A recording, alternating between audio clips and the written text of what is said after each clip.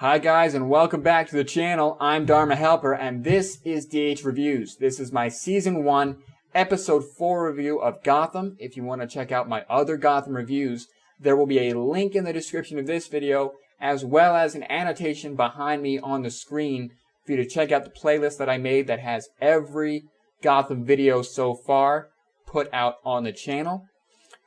With that said, this is Season 1, Episode 4, which was called Arkham. And in this episode, we get an idea of what exactly the Arkham plans are. It was, whispers and hints over the course of these first 3 episodes, and now we see that come to fruition.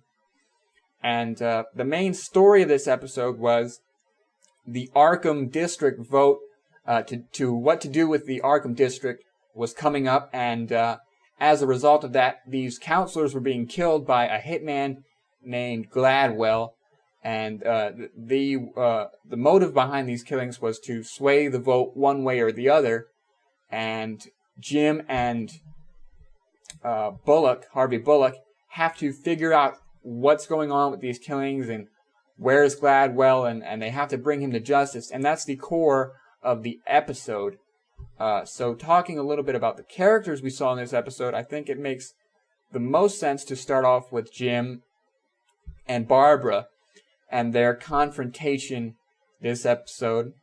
Like I said in my last couple of reviews, the lies and the secrets that they're keeping from each other is creating a tension from them, and we saw that come to a head this episode.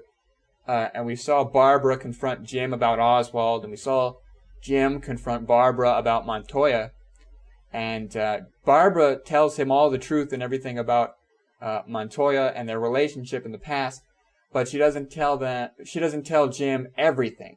She doesn't tell Jim the whole truth about Montoya, and she doesn't say anything about the drugs or anything like that.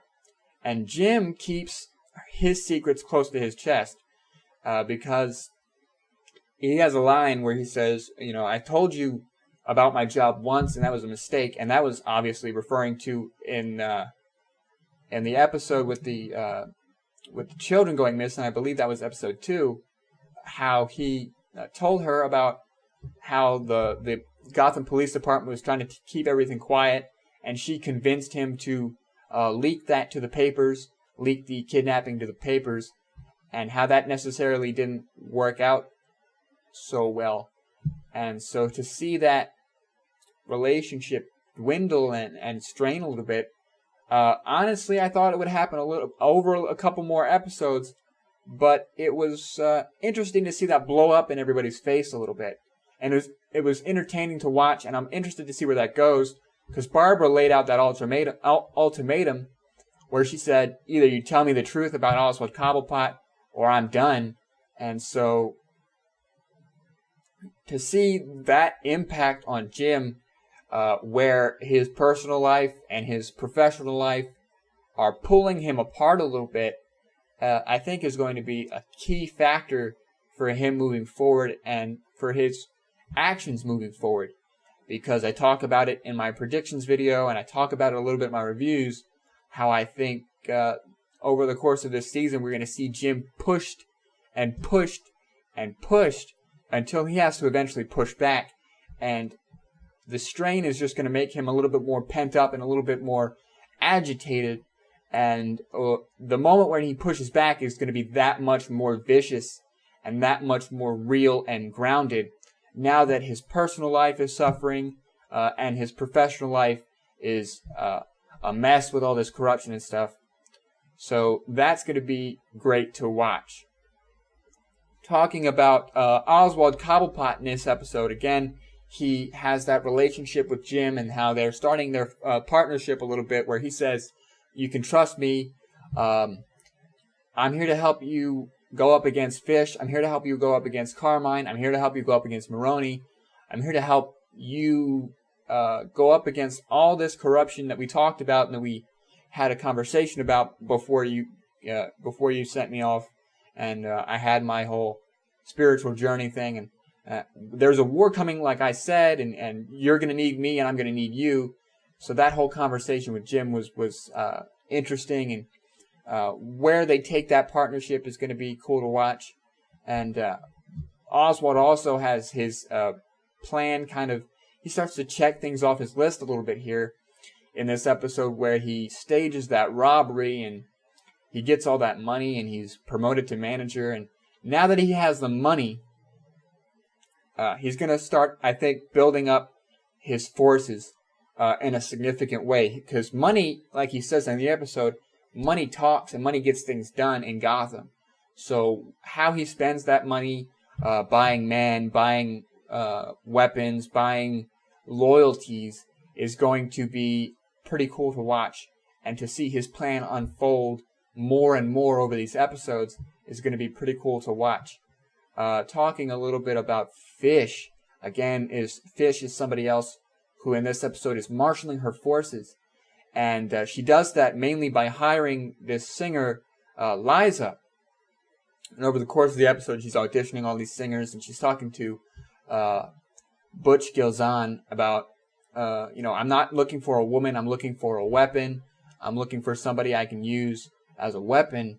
And it looks to me like she's looking for somebody who she can have as a double agent or as a seductress against Carmine. And that's going to be interesting to see what that develops into, and how that impacts Carmine, and what her overall plan B, as she called it, is. And Fish in this episode is a little bit emboldened by the fact that Carmine ends up on the short end of the Arkham compromise. And I think that's going to be to her detriment. She thinks that, again, Carmine is cut off at the knees and a little bit weak here, and she's going to speed up her coup and her taking over of things from Carmine as a result of that, and that's just going to make her do things that are mistakes. She's going to act fast, and she's going to think fast, and if you act fast, if you think fast, you make mistakes, and Carmine is not the kind of guy, I don't think, who is going to act impulsively as much as maybe Fish would. Talking about the mob war and all that stuff, let's talk about what we saw from Maroni in this episode, who came out ahead on the Arkham compromise, and he got what he wanted. So again, he's emboldened, and he's ready to act, and he's ready to think that Carmine is cut off at the knees, and he's ready to take over in that regard. And he also thinks that Carmine robbed him, so he's a little bit pissed off about that, because the way Oswald set it up was that he framed Carmine Falcone for this robbery almost. And so he also Maroni promoted Oswald to the manager position and all that stuff. So what I'm interested to see out of Maroni is, number one, he's emboldened by this Arkham compromise. Number two, he's pissed off about Carmine Falcone robbing him. Number three, I want to see where he and Oswald go.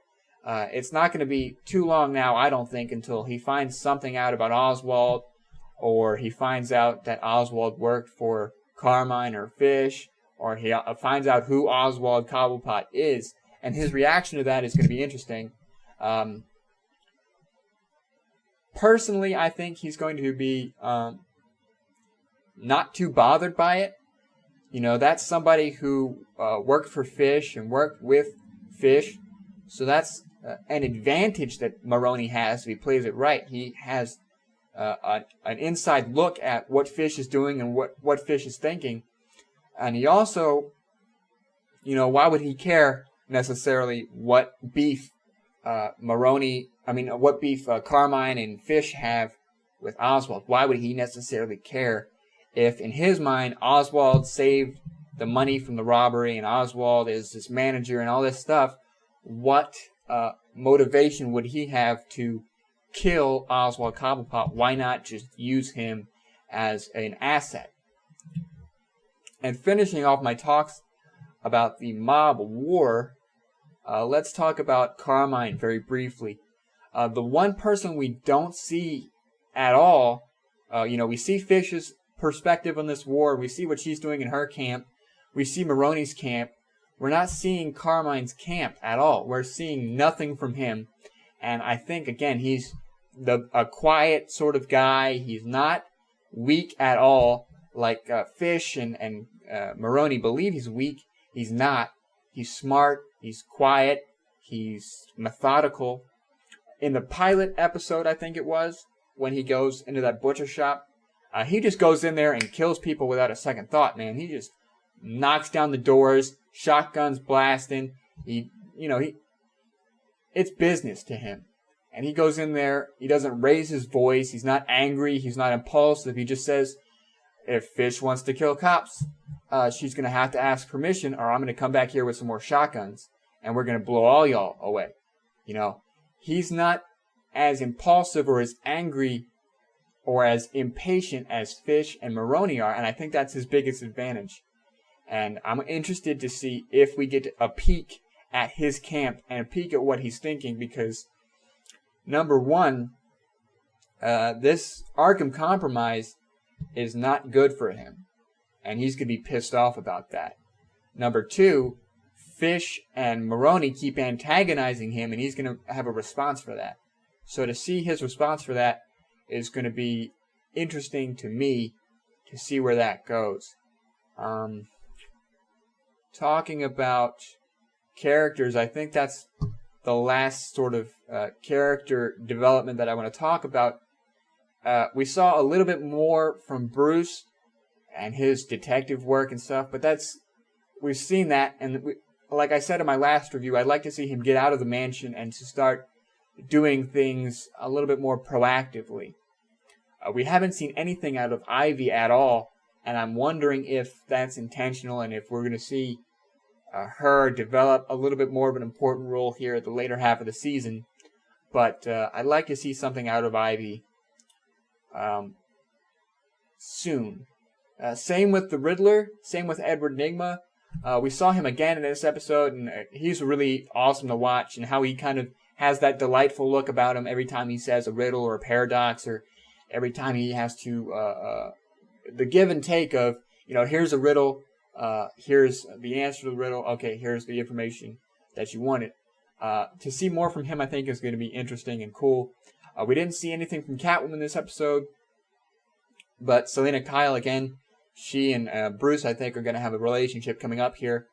And over the course of the season so far, I think we've seen enough out of Selena to satisfy that requirement, whereas I think we need to see more out of Ivy and the Riddler and stuff like that.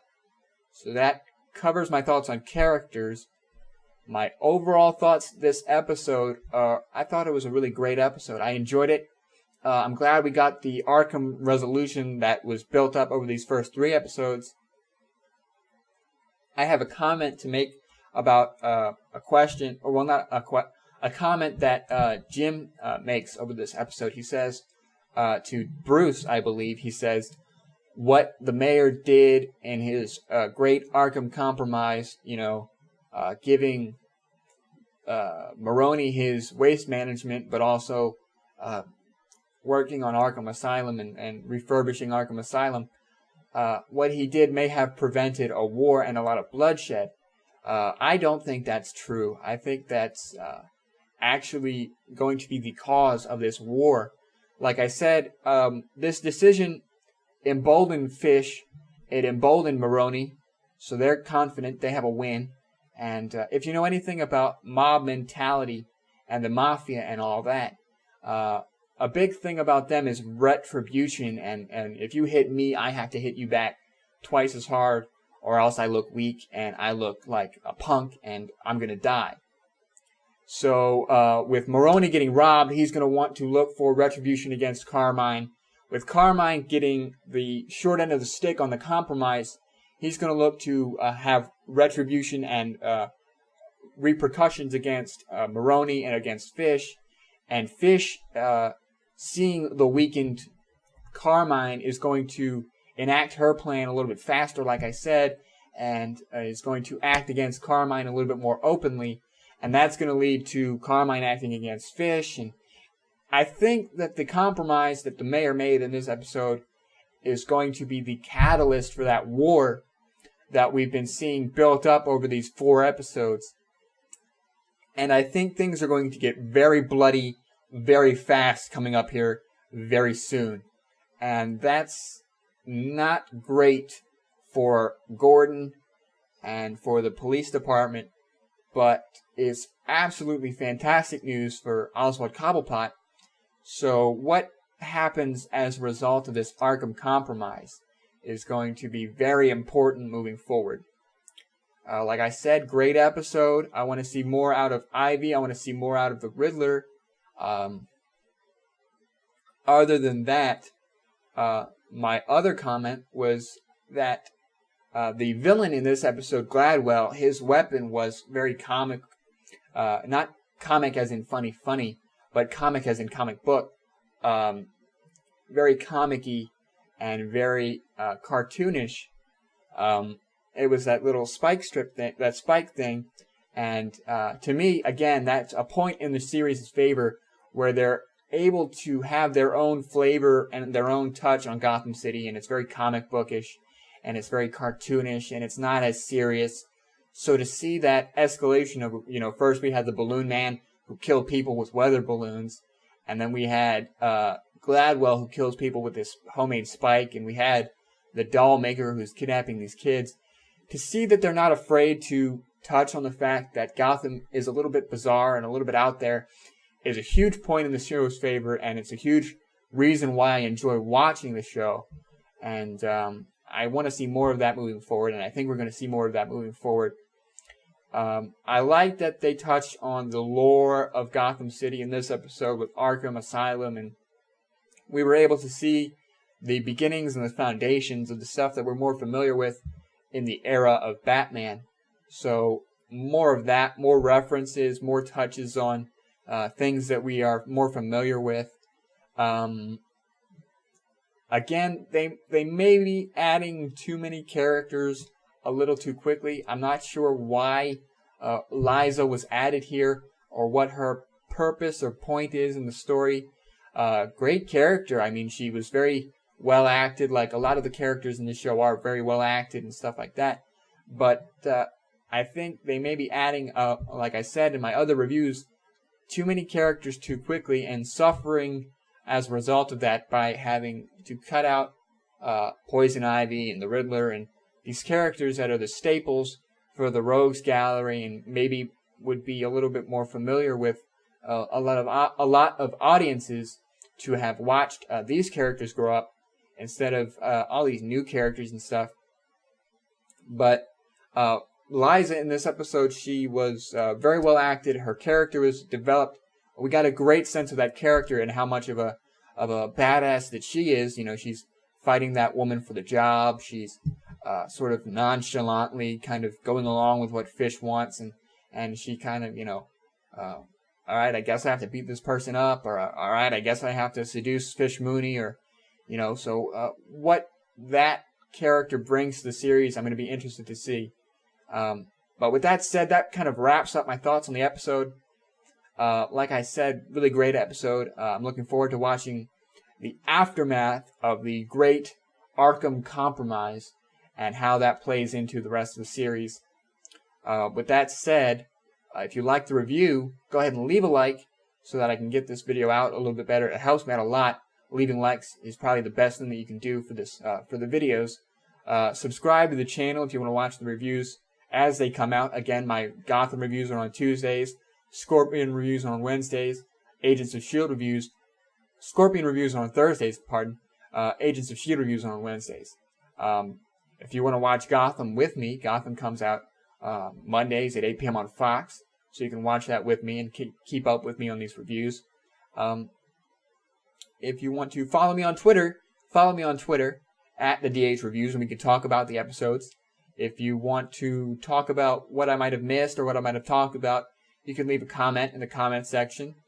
And that does it for this video, so I will see you guys tomorrow for my Agents of S.H.I.E.L.D. review. So with that said, I've been Dharma Helper, and I'll see you guys in the next video.